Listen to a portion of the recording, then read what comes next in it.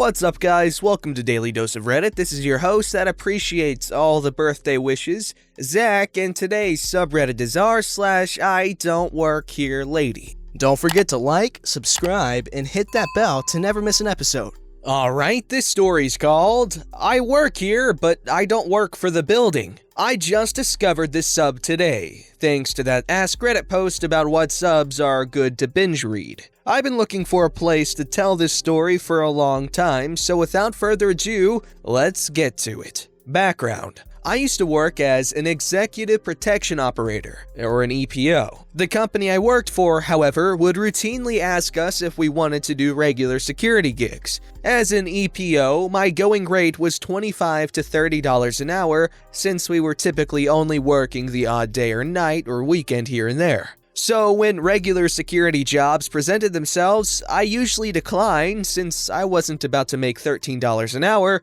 to stand around and do nothing all day. The only times I'd accept were for one store in Ottawa that was amazing to work for, since the employees were all amazing people and the company would put me in a super nice hotel. Or if it was holiday season and I wanted a little extra cash for gifts. The gig. It was Christmas 2013, the year we had that wicked polar vortex, and the stadium had just had its employees walk out on strike. The stadium has its own security for the stadium, but they think a little visible presence is required to make sure the strikers don't intimidate people coming to watch events or to ensure no vandalism occurs. So my company asks if I'm up for a week or two gig. Foolishly, I accept the job and am posted to the outside perimeter of the building. I cannot stress this enough. Myself and the other contracted security were 100% separate from the stadium. We weren't even allowed inside except to use the washroom, and that was a whole ordeal where we needed to have someone walk us to and from the washroom. Anyways, the event on this day was a basketball game between the Toronto Raptors and the, at the time,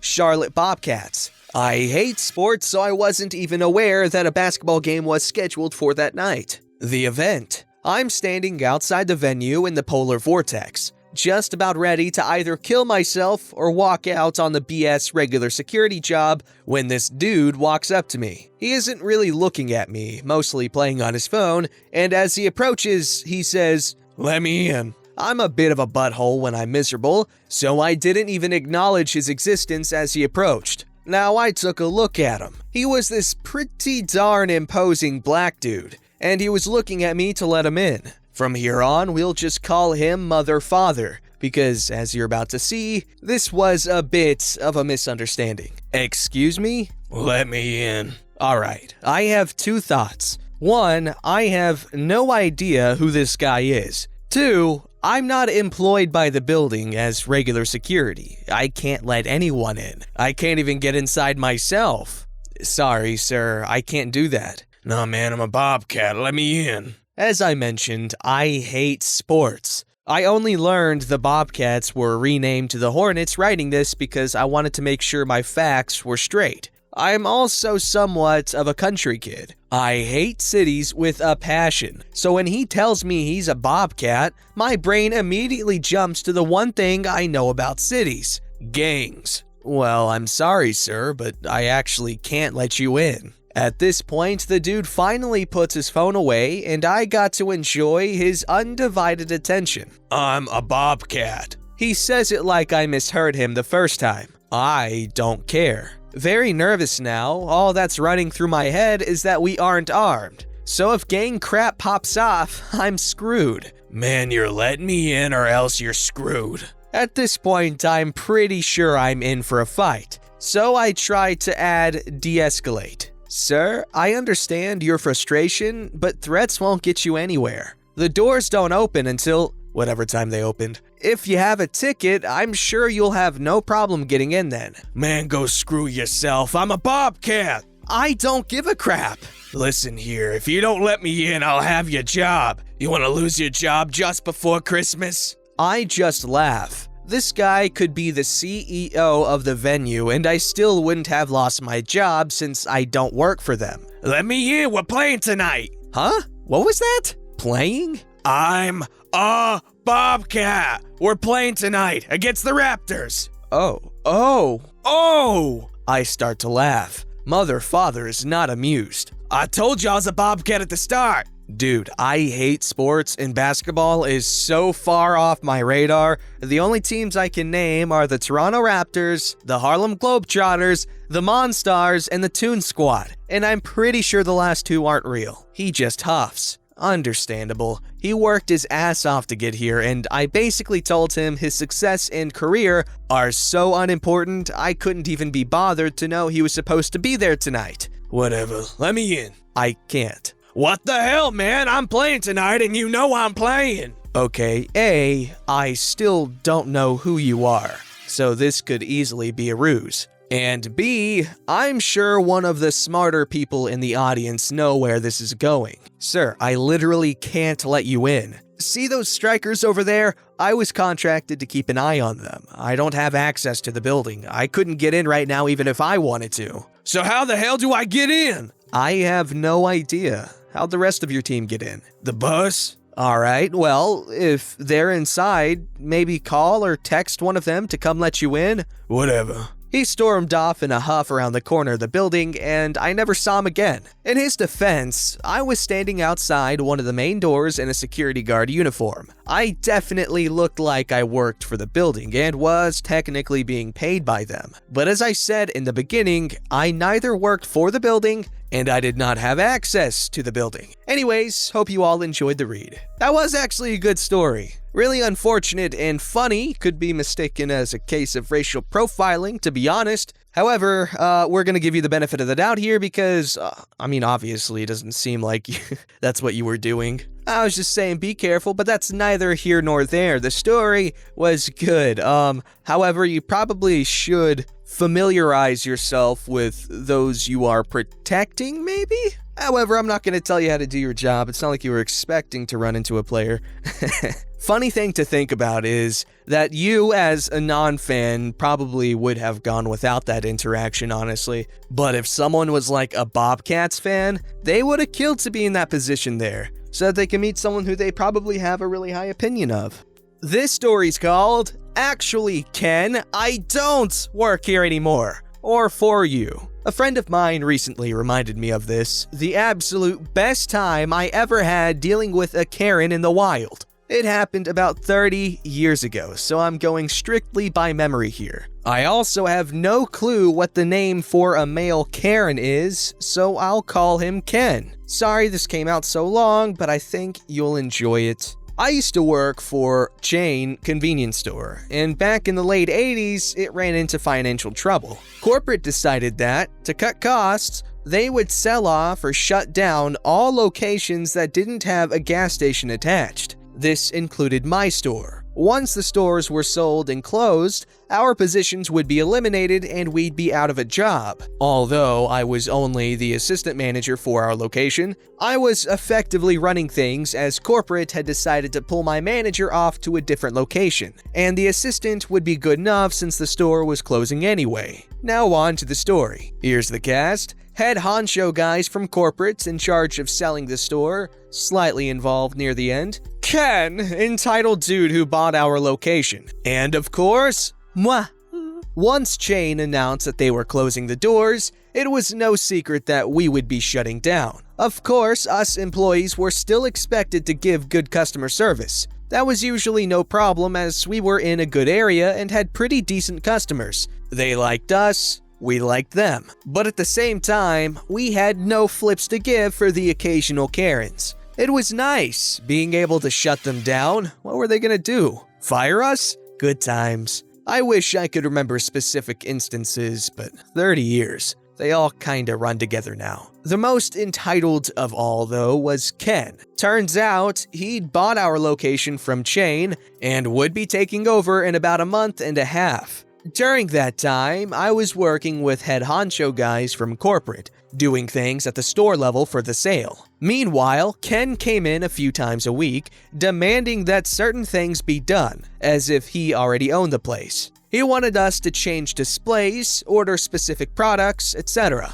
Head honcho guys had already told me to ignore his demands, so none of them were met with some variation of, "No Ken, I work for Chain, not for you. and this isn't your store yet, which sent Ken off in all of his huffing glory, yelling that I wouldn't be acting like that once he ran the place. Fast forward to the final day. All the other employees had worked their last shifts, and as acting manager, I opened the store that morning. Head honcho guys arrived to go through whatever they needed, and shortly before noon, Ken showed up. Ken and head honcho guys went in the back, and once they came back out, we closed the store in order to finalize everything. Head honcho guys and I cashed out the register for the last time, and most importantly, I turned over my key to the store. Once that was done, something close to the following happened. "Okay, Ken, we're done. It's all yours now." They started packing up to leave. Just making sure, Chain no longer owns this location. Ken is in charge now, yes? Head honcho confirms, so I step out from behind the counter. Of course, Ken starts yelling. I think yelling was his default mode. "Where do you think you're going?" "Home. What does it look like?" "You get back there and get your butt back behind that counter where it belongs." "No, I don't think I work for you." "What do you mean, no? I told you things would be different when I took over, and now you have to do what I tell you to do." With a huge grin on my face, I say, "You just don't get it, do you?" Ken looks confused. "You bought the store. You bought the inventory. But you did not buy the employees, and you sure as hell didn't buy me. So I'll say it one last time, and try to get this through to whatever functional cells may be floating around in your empty head. I don't work for you! Never have, never will. And since chain number 1, 2, 3, 4 no longer exists, I don't work there anymore either. Since I'm no longer needed here," I nod to head honcho guys, "I'm leaving."